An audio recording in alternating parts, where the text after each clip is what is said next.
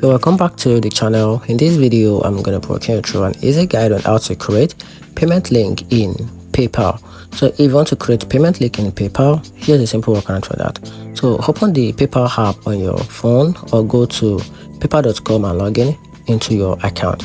Then on your home screen, tap or click request at the bottom or top of your page. Then select share your paypal.me link.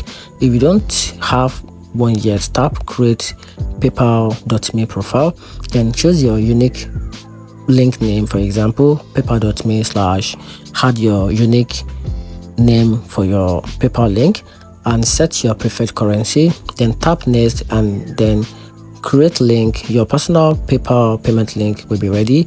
Then to request a specific amount, simply add the payment at the end of your link. For example paypal.me / your name / $25, which is, or €25, which is the request.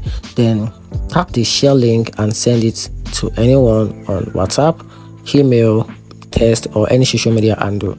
And that's how you can easily create PayPal link on PayPal. I find the video helpful. If you did, turn on the notification button and subscribe for more guide.